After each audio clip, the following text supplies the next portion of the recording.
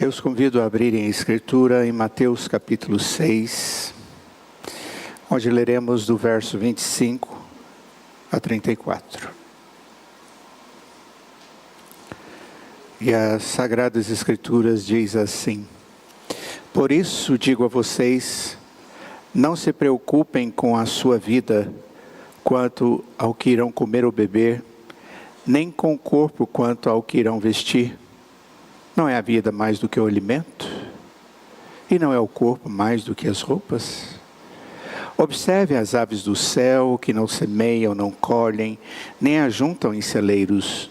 No entanto, o Pai de vocês que está no céu as sustenta. Será que vocês não valem mais do que as aves?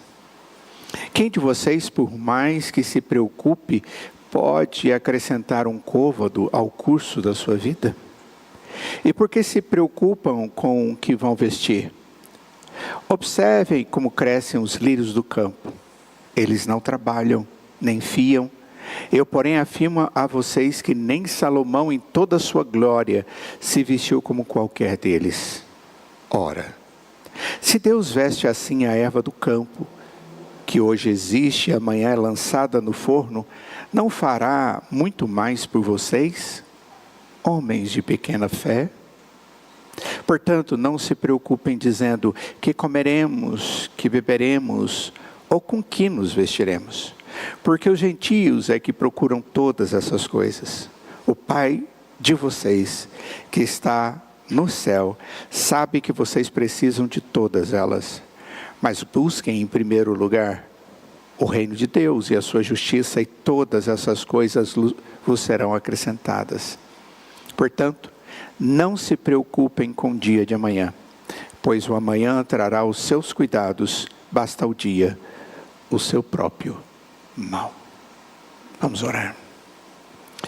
Ó Pai, graças te damos, Deus, por esse dia especial, esse dia do Senhor que nós temos para a comunhão, para desfrutarmos, ó Pai, do descanso na Tua presença. Do poder, ó Pai, nos descansar na Tua palavra, na Tua verdade, na Tua providência, no Seu amor, na Sua misericórdia, na Sua bondade e longanimidade. Ó Deus, nós, quando lembramos que o Senhor nos traz essa paz, esse descanso, a nossa alma regozija. E agora que vamos estudar a Tua palavra com Teu Espírito, nos prepare para compreendê-la. Faça a Tua obra no coração de cada um de nós e nos pastoreie, segundo o Senhor. Em nome de Jesus. Amém. Queridos, nós, nos dois últimos textos, nos dois últimos estudos, nós estudamos Josué capítulo 1, onde nós vimos Deus falando para Josué não ter medo, mas para ele ser corajoso. E nós vimos todo o ambiente que envolvia aquela situação de Josué e o povo de Deus, que agora está diante da promessa que é a terra prometida. Eles devem atravessar o rio Jordão e chegar na terra, onde haviam homens muito grandes. Quando os vigias foram lá, disseram que eles eram gigantes. Eles eram belicosos e tudo mais. E o grande chefe morre, Moisés. E agora Deus chega para Josué e diz: Josué, sê forte e corajoso, não tenha medo. Certamente Deus estava analisando o coração daquele homem que tinha diante de si uma responsabilidade muito grande. E Deus trata aquela situação com aquele homem e com o povo de Deus. E Deus deu vitória para eles. Aquilo tinha a ver com medo e a ansiedade proveniente do medo. Hoje nós vamos falar um pouquinho mais a respeito desse assunto, sobre o medo. E eu quero que você entenda que o medo não é uma coisa tranquila. Não é uma coisa que vem e deixa a gente tranquilo. Ele não é manso. Não é. E é interessante que o medo não é para todos. Alguns de nós tememos algumas coisas que outros não têm a menor preocupação, mas não importa. Um dia ou outro, eu e você passamos por essa situação. E a consequente ansiedade. Aqui nesse texto de Mateus capítulo 6, se relaciona com a questão de quais crenças estão por trás dos nossos medos. É sobre isso que Mateus está falando aqui, na verdade registrando as palavras do Senhor Jesus no Sermão do Monte. Que tipo de coisa que existe em nós que nos leva muitas vezes a sentirmos o medo e a consequente ansiedade? É algo que nós precisamos pensar e agir com muito cuidado. Por um lado, nós precisamos examinar os nossos medos através das lentes do que estamos acreditando. Olhar para o meu medo e pensar à luz daquilo que eu tenho crido. Quando eu estou ali naquele momento de medo, ou mesmo quais são os níveis de incredulidade que estão por trás do nosso medo. Às vezes tem a ver com crença abatida, outros medos têm a ver com incredulidade mesmo. É como se agíssemos como gentios, como diz o Senhor Jesus. Mas, por um outro lado, nós temos que ter certeza de que não estamos dando respostas simplistas, aquelas com duas palavras, ao medo. Muitas vezes a gente diz, não é nada, é coisa passageira, e eu, na verdade, estou negligenciando a importância daquilo que está causando esse medo em mim. E às vezes alguém chega para você e diz assim, olha, creia, apenas creia. Ou alguém diz para você assim, arrependa-se de sua incredulidade. Eu me lembro de uma situação passada na minha família, antes do meu casamento e depois também, na minha família de origem, onde havia uma situação familiar que trazia muito medo, longo, e não era incomum alguém chegar e visitar e falar coisas tipo, pode ser alguns pecados que vocês ainda não trataram com Deus, ou vocês são incrédulos, vocês precisam crer para que Deus possa agir. Isso batia lá dentro, pum. E mesmo não acreditando nessas palavras, elas traziam algum efeito muito ruim na gente. Às vezes, quando nós abordamos pessoas temerosas e ansiosas diante de situações verdadeiramente difíceis para elas, nós temos que ter sensibilidade à realidade do coração daquela pessoa, aquilo que está movendo, que está destruindo as bases para aquela pessoa ficar em pé.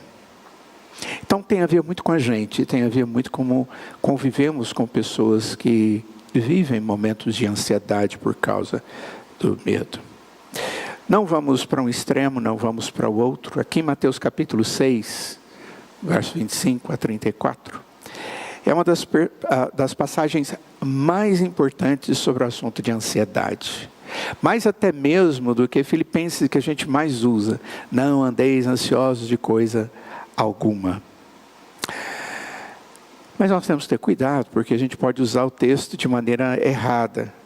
Então nós vamos tomar muito cuidado aqui na análise desse texto. Existem várias verdades aqui que nós precisamos ouvir, mas nós vamos fazer isso e pedimos a Deus que nos dê sabedoria. Sobre essas verdades que nós encontramos nesse texto, eu encontrei 9.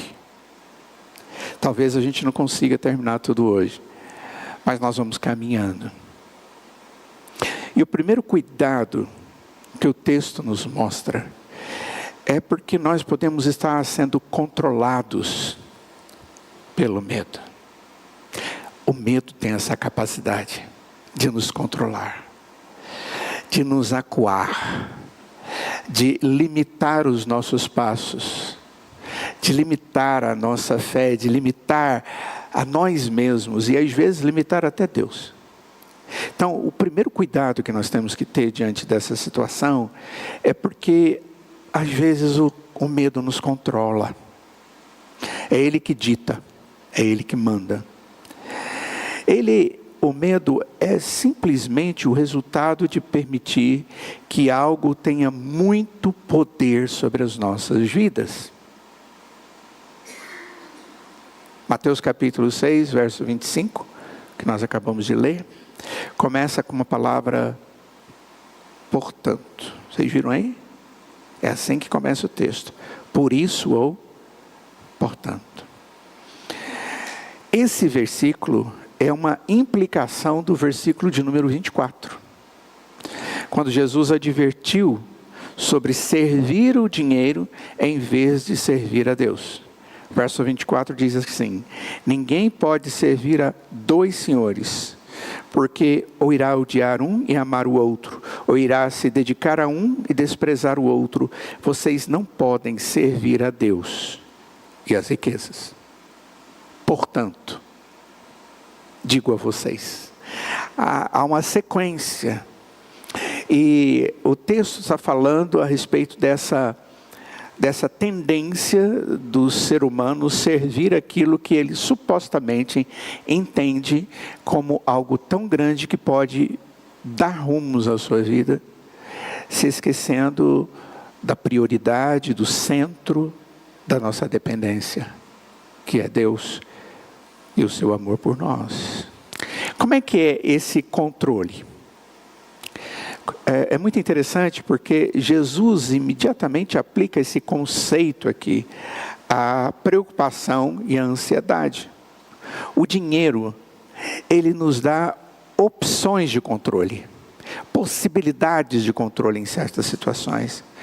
E com as opções vem a capacidade de limitar a sua exposição ou a sua necessidade de pensar sobre o que você vai fazer, ou seja, ele dá uma falsa tranquilidade. Ao invés de eu analisar aquilo que verdadeiramente está acontecendo, eu já me escondo atrás daquilo que eu providenciei e que talvez seja a solução, ou que eu entendo ser a solução. Uma palavra, ou a palavra ansioso, significa estar preocupado, demasiadamente pensativo. O temor, ele leva isso em nós, aquilo está aqui o tempo inteiro. Tudo o que eu vou fazer, eu estou fazendo, mas com aquela situação que gera medo em mim, porque aquilo está me dominando. Nós dizemos que as mulheres, elas têm uma tendência maior a isso, mas não significa que o homem não experimente a mesma coisa. Quando eu digo as mulheres, é porque elas têm uma capacidade, isso foi Deus no seu bom ato criador, de colocar nela um HD muito grande, um disco rígido muito grande, e ela guarda tudo. E de repente ela vai para o trabalho, e ali ela tem uma coisa que traz ansiedade, tristeza, angústia, traz medo. E ela chega em casa, ela deixa aquilo ali no coração. E tudo que ela está fazendo, ela está nervosa, ela está ansiosa, ela está responsiva, ela está reagindo àquilo com muito maior facilidade. Já o homem, ele é mais racional. É interessante você ver um homem chegar em casa, arrancar o sapato, trocar de roupa, ou tomar um banho, ficar tranquilão, pôr um chinelão, sentar. Antigamente eu diria pegar um jornal para ler, hoje eu digo abrir a internet para ler a notícia, assistir o jogo do Corinthians para ver o super time que vence 9 vezes seguidos e ficar extremamente feliz, né? Ele faz isso tranquilamente. Ele teve o mesmo tipo de situação lá, mas mesmo que o preocupe, ele coloca de lado e vai viver a vida dele. E ali ele vai dormir, ele busca sua esposa para um tempo de intimidade. Isso é muito comum. E a mulher fica, mas não é possível. No meio desse turbilhão, ele colocou aquilo no lugar e depois ele vai buscar isso, ele vai trabalhar. Isso é natureza feminina e masculina. É defeito? Não, não é defeito. Mas não quer dizer que o homem também não fique atormentado pelo medo. Jesus diz: por isso digo a vocês, verso 25, não se preocupem com a vida quanto ao que irão comer ou beber, nem com o corpo quanto ao que irão vestir. Essas são coisas em que devemos pensar, até mesmo é necessário pensar, mas nós não devemos preocupar ao ponto disso tomar a primazia. Eu tenho que ter esse cuidado. Jesus esclarece essa afirmação que ele diz aqui no verso 25.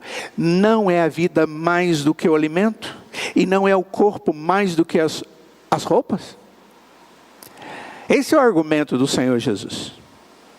E você pode dizer, é um argumento, eu entendo o argumento, mas é difícil, né? Se não fosse o Senhor Jesus, não estaria trazendo isso para nós. Isso aqui é orientação para a vida. É o que ele está fazendo ali no Sermão do Monte. Ele está trazendo várias orientações para a vida de um povo que crê no Senhor e que vive as demandas da sua existência. Todos nós temos demandas maiores, menores, difíceis, menos difíceis, aterrorizantes, às vezes não tanto, mas é a realidade. A preocupação e o medo se tornam problemáticos. O próprio medo se torna problemático quando nós começamos a acreditar que a soma total da nossa vida se relaciona com comida, bebida e roupas. A partir do momento que eu permito que isso tome o lugar, aí é problemático. Eu não posso acreditar que a soma da minha vida tem a ver com isso. Não que essas coisas não sejam importantes, mas esta não é a soma, não é o determinante. Por mais importante que essas coisas do dia a dia, da nossa existência, da nossa necessidade, por mais importante que sejam, eu poderia permitir que eles me controlassem de uma maneira que não é útil. Não ajuda em nada. Então você tem que se perguntar, e qual é a pergunta diante do que Jesus está dizendo?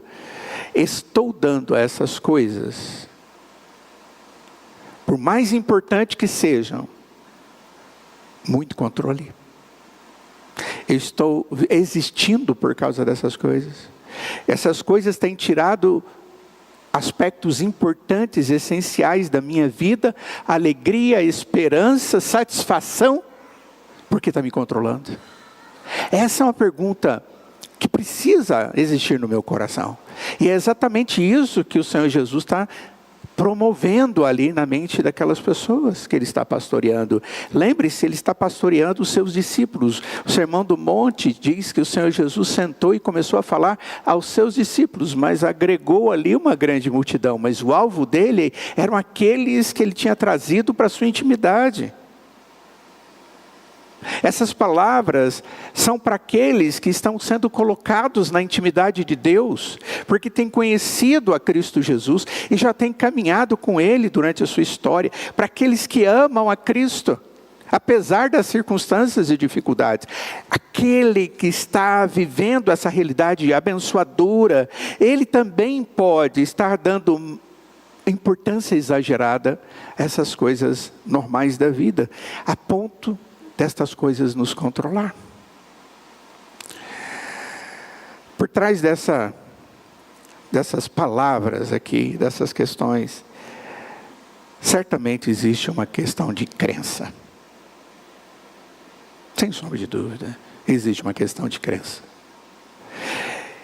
Eu acredito que essa coisa, seja ela qual for, merece tempo, merece esforço, merece pensamento, mas não merece primazia.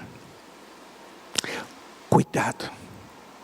E essa é a primeira colocação que eu vejo no texto. Cuidado para você não permitir que o medo comece a controlar a sua vida. Segunda coisa que eu vejo no texto, e que vocês também certamente podem ver, é o verso 26. O texto diz: observem as aves do céu, que não semeiam, não colhem, nem ajuntam em celeiros. Ou seja, não são aqueles que pegam aquilo que é necessário e faz uma grande economia. Não, eles vão ter aquilo que é necessário. Jesus está usando um exemplo da natureza para explicar. Ele aponta para os pássaros. Jesus está tentando nos ajudar a ver algo extremamente fundamental ou básico para um mundo criado que podemos perder. De repente nós, por causa do medo, nós perdemos isso, a percepção do natural, a percepção do ato glorioso da criação e do sustento da criação. E nós fazemos parte disso. Não só as aves, nem os lírios. Às vezes a ansiedade nos faz ter um negócio que é muito falado, chamado visão de túnel, ou do túnel. É uma expressão usada na oftalmologia, mas que se aplica na questão emocional. É aquele indivíduo que só consegue ver o que está na frente, ele não consegue enxergar aqui que está do lado. Ele só vê ali e ele desconsidera o restante.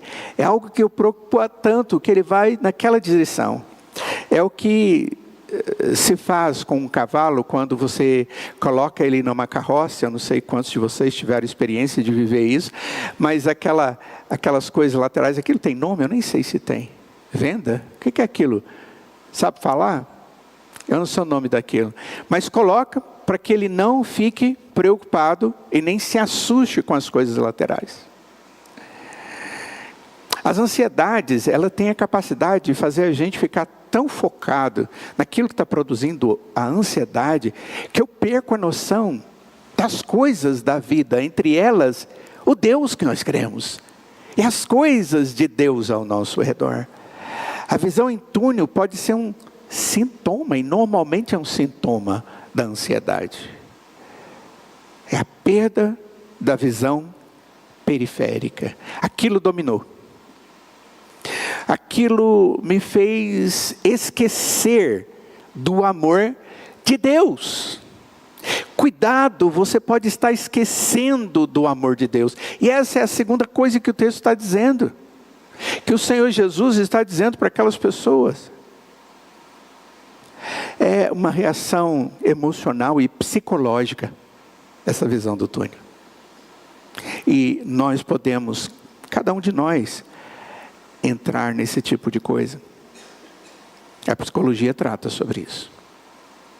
Mas a Escritura trata muito antes. Nosso medo nos faz ver apenas o que está faltando. É interessante, ela não consegue ver o que existe, mas o que está faltando para ela chegar no alvo. Esse medo, ele me leva a ver o que está necessitado, e isso é assustador, e nos deixa nervosos, porque nós não vemos tudo. Nós vemos o alvo e vemos as dificuldades para chegar lá, as pedras que eu tenho que evitar, a ponte que eu tenho que passar direitinho. Gente, eu já caí no mata-burro. Como diz a expressão, eu parei e o carro só foi deslizando. Falei, pronto, só faltava isso.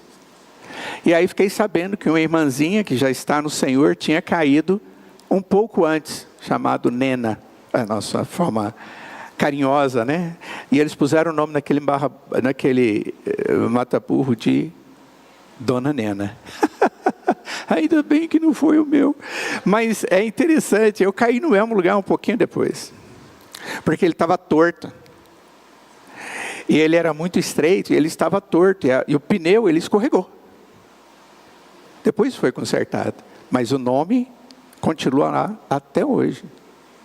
A tia Nena. Cuidado, porque às vezes nós ficamos preocupados com as coisas que estão faltando e não percebemos o amor de Deus que já foi dado e derramado tudo aquilo que Deus já tem feito e demonstrado como um Deus que cuida amorosamente daqueles que são seus. E nós ficamos só pensando, nossa, mas aí vai ter necessidade disso, ou mais aquilo outro. E nós perdemos a noção do todo. O Senhor Jesus, Ele está aqui tentando nos mostrar que nós temos um Pai Celestial, que é amoroso. E esse Pai Celestial, Ele vai cuidar de nós. Ele faz isso. Jesus apela para a promessa de que Deus cuida de seus filhos. A pressão das circunstâncias, às vezes, ela pode nos conduzir a certos pensamentos. E às vezes eu posso fazer uma pergunta e dizer, como é que essas coisas que estão acontecendo se encaixam no amor de Deus por mim? Como é que um Deus que me ama permite situação como essa? Nossa, como isso é comum. Se Deus me ama, por que Ele permite isso? Quantas vezes eu já ouvi isso no meu gabinete pastoral? Talvez haja alguma coisa dentro da sua vida, no passado, que você esteja sugerindo para você mesmo que Deus não ama. É mais ou menos eu começar a pensar na dificuldade dali, e aí eu começo a pensar em outras dificuldades, eu começo a agregar essas dúvidas ao meu coração, como se isso fosse justo. Como se eu pudesse fazer isso. Como se eu pudesse esquecer daquilo que Deus é e daquilo que Ele faz. Talvez haja algo em seu passado que o esteja tentando sugerir que Deus não te ama. Às vezes você está fraco na fé, vivendo de maneira inadequada, inadvertida, sem compromisso, sem profundidade com o Senhor. E quando isso acontece, vivendo um pecado aqui, outro pecado ali, e vivendo e não tratando essas coisas diante de Deus, isso vai tornando a nossa sensibilidade, a nossa percepção do amor de Deus, do próprio Deus, algo menor. E eu começo a me colocar como aquele que analisa tudo, inclusive julgo a Deus. Às vezes um conjunto de pecados podem produzir isso. Desvios da vida cristã, omissões, nos levam a perder a noção do amor de Deus. E é exatamente isso que o Senhor Jesus está dizendo aqui. No entanto, verso 26, o Pai de vocês que está no céu, essa tradução é muito boa. Aquele que é Pai está lá em cima, Ele continua e Ele é verdadeiramente Pai. Será que vocês não valem mais do que as aves? Puxa vida. Ele está tentando nos lembrar que temos um Pai celestial amoroso que vai cuidar de nós. Jesus está usando a promessa de que Deus cuida dos seus filhos e dizendo, vocês estão omitindo a crença ou demonstrando uma incredulidade quanto à promessa do amor de Deus. Nós temos que ter muito cuidado, porque no período do temor e da ansiedade promovida pelo temor, nós corremos o risco de começarmos a questionar Deus, a sua bondade, o seu amor. O microfone vai chegar aí para você. Pode trazer aqui para ela, por favor.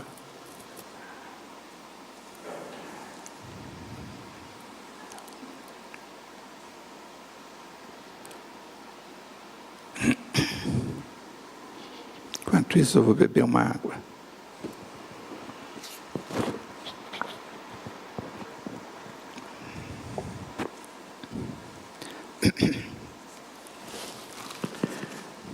Obrigado. Pois não, Penha. Pastor, esse texto ele é muito propício. Ele manifesta a visão de Deus em relação à necessidade humana. Uhum.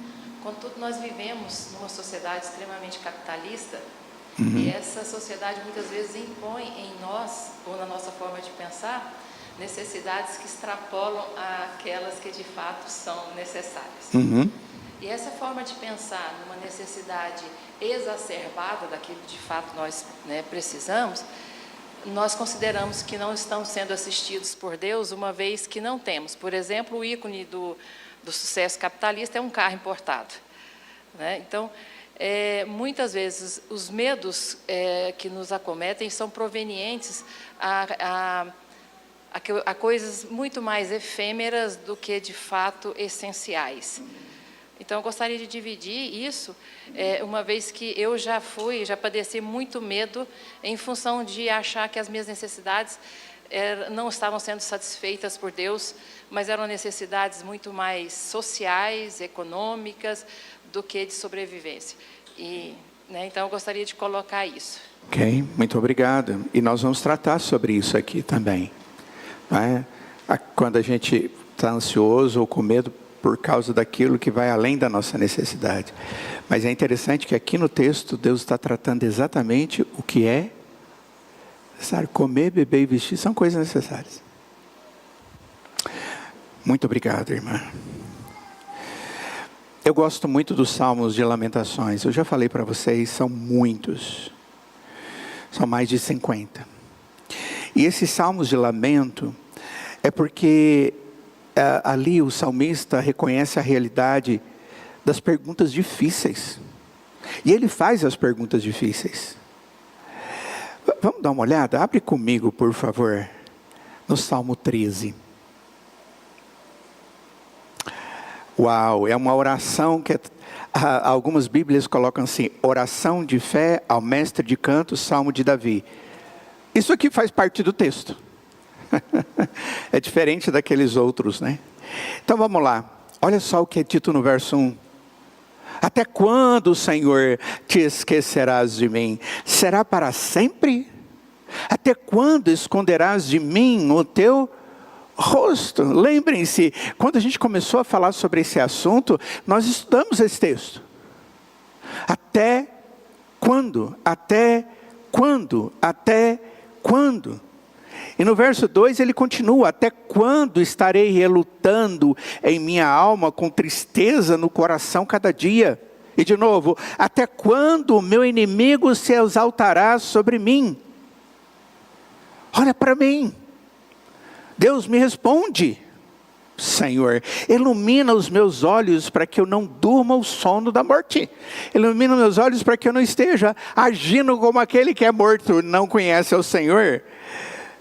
Para que o meu inimigo não diga: prevaleci contra ele. Senhor, não me deixe ficar tão abatido que o outro diz: esse não tem mais força, eu não preciso cuidar dele. Esse inimigo venha contra mim. E não me alegre nos meus adversários se eu for abalado. Quanto a mim, verso 5, confio na tua graça, que o meu coração se alegre na tua salvação. O salmista, ele coloca com muita coragem expressões de realidade do coração das pessoas quanto ao medo. Por quê? Porque elas estão aqui, elas não estão vendo o amor de Deus, nem valorizando o amor de Deus que já foi demonstrado, aplicado várias e várias vezes a partir da morte de Cristo e a aplicação do sangue dele sobre os nossos pecados e o perdão e todas as outras coisas. Eu começo a olhar para estas que são normais, que todo ser humano passa, porque por causa da natureza humana caída, por causa da história da queda. E Deus disse que por causa disso havia punição. Às vezes, irmãos, vencer a batalha contra a ansiedade e o medo significa aumentar a minha crença. Aumentar, dobrar a minha crença de que Deus cuida de mim. Ao invés de eu ficar questionando se Deus me ama, eu afirmar ao meu coração: enganoso, diz a Escritura. O coração do homem é enganoso. E eu preciso vencer o meu próprio coração enganoso, que muitas vezes sabota a mim mesmo e a minha fé. Eu tenho que ter esse cuidado. Às vezes não são as coisas externas, mas as coisas que estão dentro do meu coração, e eu começo a, mesmo tendo recebido de Deus, eu perco a noção do amor dele. Cuidado. Para vencer a batalha contra a ansiedade e medo, eu lhes disse, é muito importante você aumentar a sua crença de que Deus cuida de você. Diga, meu querido. Lá atrás, microfone. Já está aí? Ok. Bom. Já começou a rir. A gente sentou, o senhor já abriu o texto e começou a falar. A Amanda virou e falou assim, Deus está querendo falar com você. Ele está falando comigo. Desde segunda-feira, desde segunda-feira eu tenho escutado esse texto. Tanto em termos de pregações, de dentro de carro, escutando, dirigindo. E até mesmo esses versículos vêm na minha mente. E agora o senhor traz aqui para mim aqui o Salmo número 13. E eu vejo ele, já estudei ele, e já vejo ele da seguinte situação. Eu acho que a gente tem que... É o que eu estou vivendo agora. A primeira parte dele, o questionamento. Por quê? Por que isso está acontecendo? Por que eu estou merecendo isso? Muito eu. E a segunda parte dele é quando ele começa a orar a Deus e entender que Deus está cuidando dele.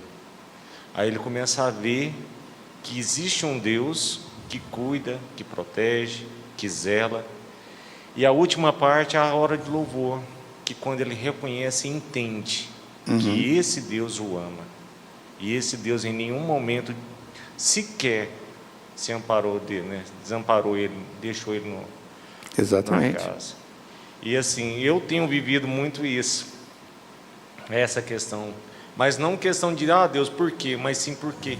Eu tenho vivido a questão assim, às vezes, na minha incredulidade, de querer resolver, de querer fazer, de querer passar na frente de Deus. E isso me deixa angustiado. E essa angústia tem me acabado, às vezes, muito comigo. Essa é a ansiedade do medo. Todos nós estamos sujeitos a isso. E Jesus está dizendo, cuidado. Cuidado. Nós estudamos já esse salmo aqui, e nós vimos isso. São perguntas corajosas, que muitas vezes nós temos dentro da gente, mas a gente não fala para os outros ouvir. E o salmista expôs claramente. Terceiro cuidado que Jesus nos mostra aqui nesse texto. Nós devemos ter cuidado porque nós podemos estar tentando resolver algo que está fora das nossas capacidades. Nós estamos labutando, nós estamos inventando, nós estamos laborando o planejamento, estamos tentando executar coisas que não vão ser suficientes jamais para resolver aquele problema, porque nós não temos capacidades. Mas nós vivemos num mundo onde as pessoas tentam falar das suas capacidades, demonstrar a sua própria capacidade para si mesmo e ir além. Sempre foi assim. O homem sempre quis ser extremamente capaz e independente. E nós precisamos entender que isso não é verdade. Às vezes nós estamos tão preocupados, porque seriamente nós queremos controlar algo que simplesmente não pode ser controlado. Algumas vezes a preocupação ela decorre do nosso desejo de resolver. Não é algo ruim desejar resolver. Mas eu tenho que olhar para aquilo com sinceridade e entender se podemos realmente resolver. Somos nós que temos capacidade disso. Algumas situações são tão complexas Elas são tão desafiadoras que vão te quebrar se você tentar resolver. Deus quebra. Quantas vezes nós encontramos e nós estudamos aqui sobre o nosso amigo Jacó, ali no Val de Jaboque, lembram? Ele estava ajudando ali para resolver uma situação com o seu irmão, e a situação era séria. Ele saiu de casa porque o irmão estava irado e queria matá-lo, e agora ele volta com riqueza, família, filhos e tudo mais, e ele manda uma riqueza para o seu irmão Esaú, e manda os seus servos dizer para ele que ele estava vindo em paz, e aquela coisa toda. É o homem tentando resolver uma situação que ele não conseguiu entender, que não era ele que resolvia. Ele estava como o tal, ele colocou o restante do lado de cá, a esposa, e o restante ficou do lado de cá do rio Jaboque. E Deus vai lá, e ele, para mostrar a sua capacidade, a sua eficácia de resolver, ele trata o próprio Deus ali como inimigo, e ele luta com Deus, como se ele pudesse vencer a Deus. E Deus estava ali exatamente para mostrar para ele que tem lutas que eu preciso entender, que vão além de mim. E no final Deus toca na sua perna, e ali existe a vitória. E ele entende claramente Deus diante dele. Muitas vezes na vida nós estamos como que lutando, mas não só contra os nossos problemas. Nós começamos a lutar com Deus. Nós, ao invés de dizer, Senhor, o Senhor é que manda, eu digo, Senhor, eu mando, o Senhor só me ajuda. Mas a gente ora pedindo assim, não é? Senhor, o Senhor manda e eu obedeço, é diferente. Oh, Senhor, me ajude, porque eu vou... Não, Senhor, conduza, porque eu vou obedecer exatamente o que o Senhor vai me mostrar. Isso é diferente, totalmente diferente. E nós precisamos aplicar isso na nossa vida. No versículo 27, Jesus faz a pergunta sobre se você pode adicionar uma única hora à sua vida. Quem de vocês, diz Jesus, por mais que se preocupe, pode acrescentar um côvado ao curso da sua vida? Essa é a pergunta. Essa é uma pergunta retórica, que exige uma resposta unânime. Ninguém pode fazer isso. Eu posso tentar, eu posso inventar, mas eu não vou aumentar nunca um pouquinho da minha vida. Existem algumas coisas na vida que são divinamente projetadas para estar fora do nosso controle. E Deus sabe disso. Ele tem propósito. Lembra que a gente fala que Deus tem propósito em todo o ato dele? Muitas vezes Deus coloca situações extremamente complexas para que a gente entenda que nós não estamos no controle. Essas coisas são lembretes comuns, regulares, de que você não é capaz de gerenciar e mudar tudo. Vira e mexe, Deus coloca assim. E gera medo, gera ansiedade. É muito interessante observar a promessa de Deus a Abraão, de que ele teria uma descendência numerosa, como as areias, como as estrelas. Ele vai ter filho. É essa a promessa. Mas é interessante que a esposa dele era estéril. Interessante por quê? Porque Deus planejou ela ser estéril. E Deus planejou curá-la da esterilidade. E ele ficou até quase aos 100 anos sem ter um filho, ela quase 90. E ela vai ter filhos aos 90 anos de idade. Quantas de vocês pensam sobre isso? Já pensaram? Ter um bebê para cuidar com 90 anos de idade? já deu, né? Já foi. Correr atrás dele? Brincar? Deitar no chão? Levantar? Talvez alguns de nós nem conseguimos fazer isso com muita força mais. Como pais. Alguns avós dizem, o melhor é ser avô. Porque a parte difícil ficou com os pais. Por quê? Por causa da exigência. Ela é alta. Mas Deus fez isso. Sara chegou a rir de Deus, quando Deus falou da promessa de novo. Como se estivesse duvidando. Puxa vida. Vocês lembram? Sara teve um filho ali da promessa chamado Isaac. E ele teve uma esposa chamada Rebeca. E o que a Rebeca era? Estéril. Não podia ter filhos. E aí, Deus curou-a. E aí, Jacó, filho de Isaac, da promessa, ele teve 2 mulheres, Raquel e Lia. Mas Raquel é aquela que deveria dar-lhe o filho da promessa. Só que Raquel era estéril. Nada eles podiam resolver. Nada. Será que Deus não está querendo mostrar para nós que existem situações que não somos nós que resolvemos, e sim Ele?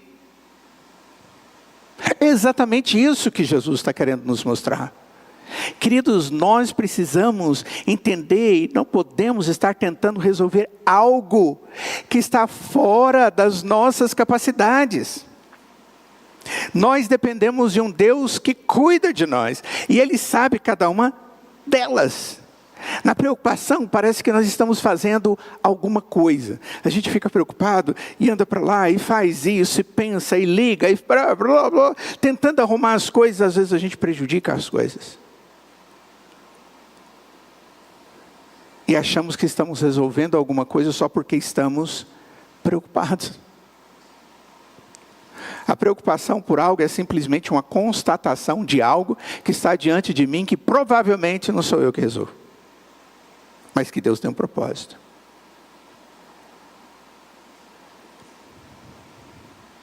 A preocupação é algo que acontece na vida das pessoas que são os resolvedores. Eu consigo resolver a situação. Aí você pensa em uma solução, mas ela nunca vem. E finalmente a gente chega a uma conclusão certa: não posso fazer nada.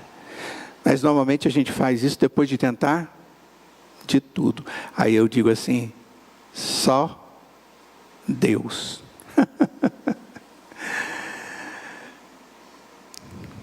Desde o início sempre foi Deus. Então nós temos aqui mais uma vez uma questão de crença. Nós podemos resolver muito mais do que realmente pensamos, sem sombra de dúvida. Mas cuidado. Quando você coloca crença em você a ponto de desacreditar em Deus, ou não ver a necessidade dEle. Porque sem Ele, nada vai ser resolvido. Deus coloca situações assim na nossa vida. Quarto e último, para hoje. Diga. Desculpa, irmã. Imagina, pastor, eu vejo assim, que aconteceu algo muito sério na minha vida, há 1 ano e meio atrás, né, que causou um problema muito sério, tanto na minha vida física quanto emocional. Uhum. E ontem eu estava sexta-feira eu estava conversando com uma amiga, o quanto que o senhor foi fundamental nisso. Porque o senhor falou para mim lá do gabinete: a vingança não pertence a você, a justiça não pertence a você. Porque naquele momento, a ansiedade, o adoecimento emocional, físico, mental, de uma certa forma, eu achei que a vingança, me vingando fisicamente, iria resolver o problema. E aquilo ali me causou uma doença emocional, no qual estou tratando. Por quê? Porque eu não aceitava o que tinha acontecido. E aí meu esposo virou para mim essa semana passada e falou assim: você tem noção que você salvou salvou fulano, Beltrano, do que ia acontecer? E hoje eu entendo que apesar de toda dor, todo o sofrimento que eu e a minha família passamos, o Senhor de alguma forma estava cuidando. Porque o Senhor me fez perceber, porque o Senhor me fez ver, me fez cuidar naquele momento, me fez tirar a minha família. E é difícil, é sofrido, mas na vida a gente tem que entender que tudo tem um propósito. Apesar de ter duas Aline brigando dentro de mim todo dia, que eu poderia ter feito algo, eu nunca questionei Deus o porquê. Eu falava: Senhor, tem misericórdia. Senhor, eu não estou aguentando essa situação. Senhor, eu estou cansada. Meu filho não merece, meu esposo não merece, ninguém merece passar por isso e tal. Mas assim, não porquê. Eu nunca questionei. E hoje eu entendo que naquela situação Deus tinha um propósito. Porque nada acontece por acaso. Gente, nada acontece por acaso. Algo pior poderia ter acontecido. Então eu vejo que foi, apesar de todo o sofrimento, foi um livramento. Obrigada.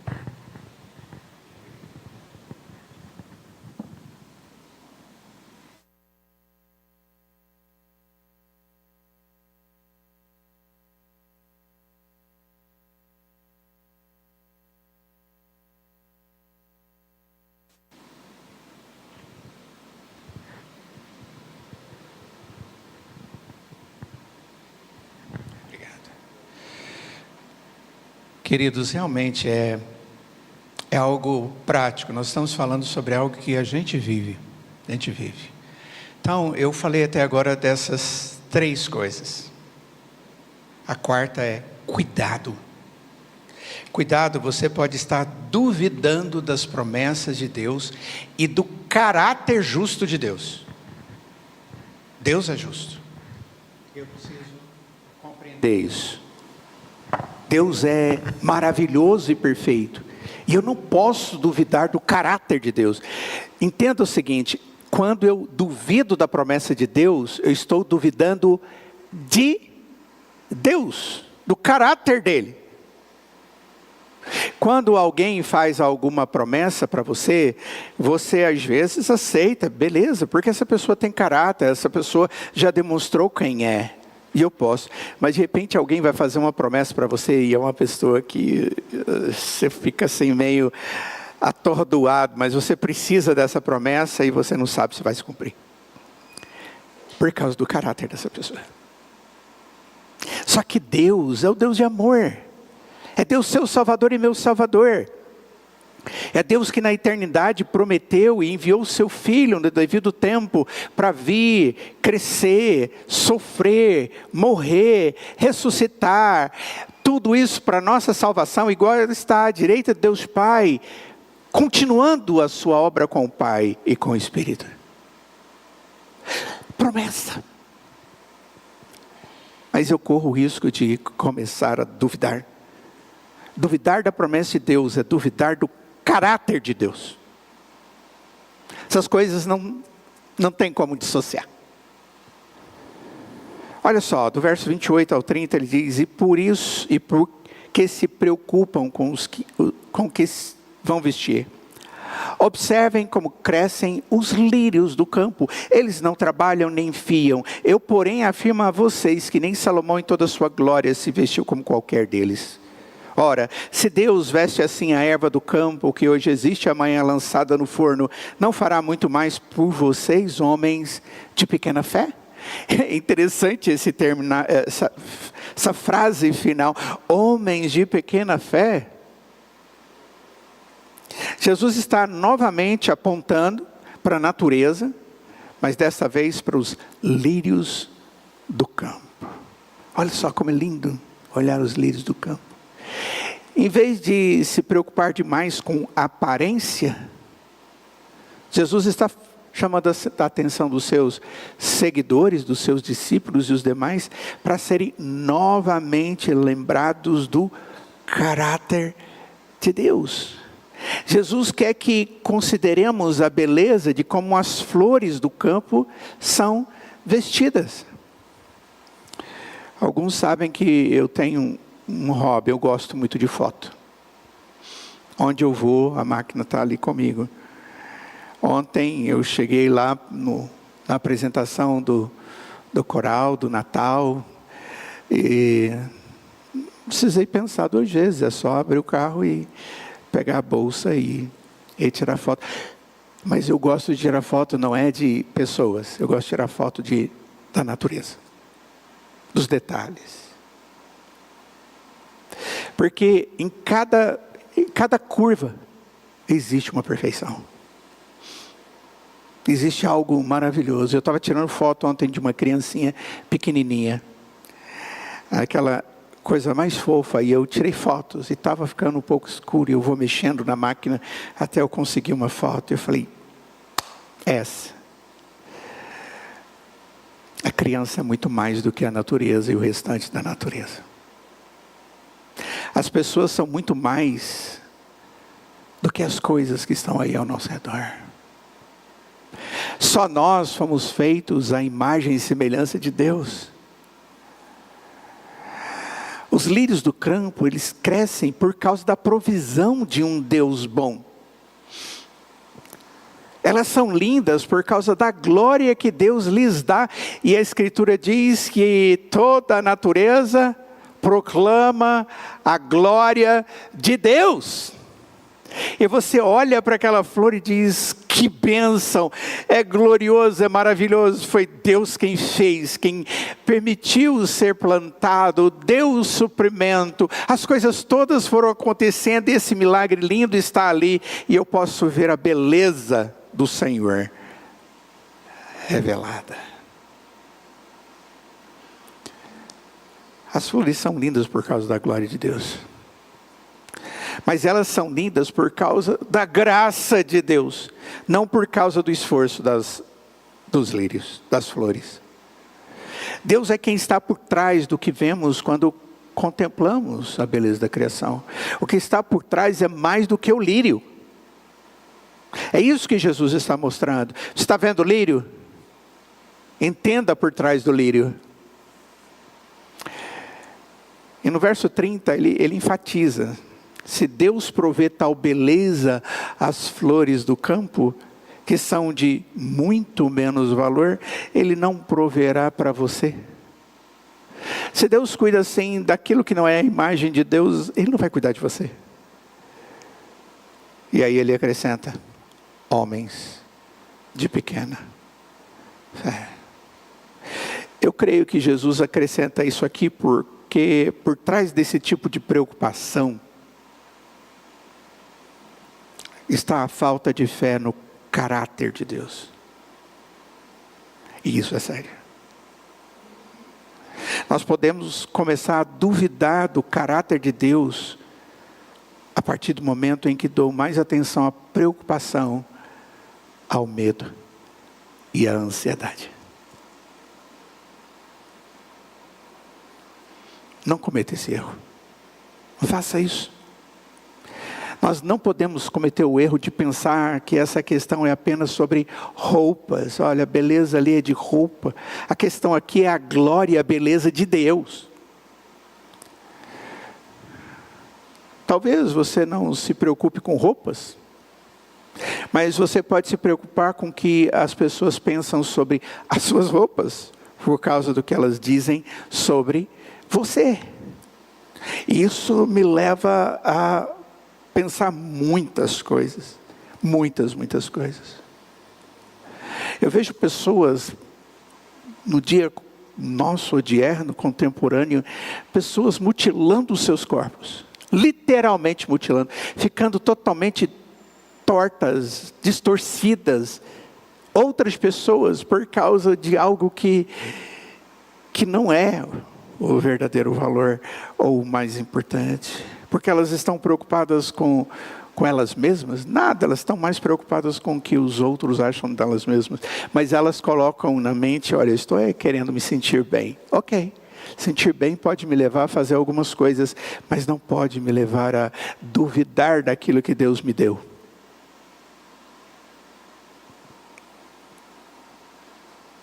Talvez não seja roupa.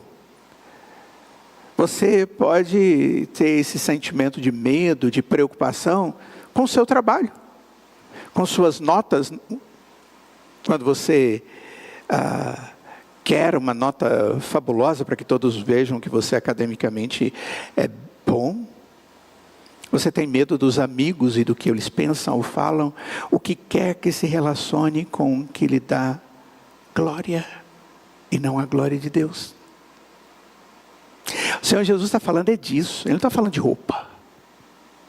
Ele está falando daquilo que é a providência de Deus que dá a sua beleza. É a providência de Deus que te aformoseia, dá forma a você, ao seu coração. Às vezes o medo e a preocupação pode nos levar a ficar pecaminosamente zangados com Deus, quando começamos a acusá-lo de nos esquecer ou de nos abandonar. Mas, Senhor, quando você faz isso, você não está duvidando, não é, do caráter de Deus? Eu quero dizer para você que sim. O medo, como eu lhes disse na introdução, é algo difícil, não é manso. Tem que nos levar a compreender as situações, mas eu tenho que ter vários cuidados, os quais o Senhor Jesus trouxe aqui. Eu não posso duvidar do caráter de Deus ao duvidar das suas promessas, de jeito nenhum. Eu tenho que ter cuidado para não estar duvidando das promessas desse Deus e do seu caráter. E eu tenho que ter cuidado para não estar tentando resolver algo que só o Senhor sempre foi Ele. Você não tem capacidade para aquilo que Deus está pondo. Ele pôs para você depender dEle. Cuidado. Para que você não esteja esquecendo do amor de Deus, tendo uma visão limitada do que Ele já fez, tampando os seus olhos e focando tanto no alvo que você começa a ficar preocupado com aquilo que falta. E finalmente, cuidado, porque você pode estar sendo controlado e dirigido na sua ansiedade, no seu medo. Que Deus tenha misericórdia de nós. Vamos ficar de pé e vamos orar. Ó Deus, nós somos tão gratos ao Senhor, Pai, por todas as coisas que o Senhor tem feito na nossa vida, ao nosso redor. E por esse texto da Escritura, ó Deus, que nos leva a pensar em tantos detalhes. Dê-nos compreensão para que possamos entender que o problema não são superficiais, eles são profundos. E está relacionado ao Senhor e a fé que temos no Senhor, sem duvidar. Nos ajude, Pai, para que não estejamos caindo nestas ciladas. Tenha misericórdia de nós. Em nome do Teu Filho amado, Jesus Cristo, é que oramos, Pai. E imploramos que a graça do Senhor Jesus, que o amor de Deus o Pai, que a comunhão e santa consolação do Espírito Santo de Deus esteja sobre cada um de nós hoje e para todo sempre. Amém.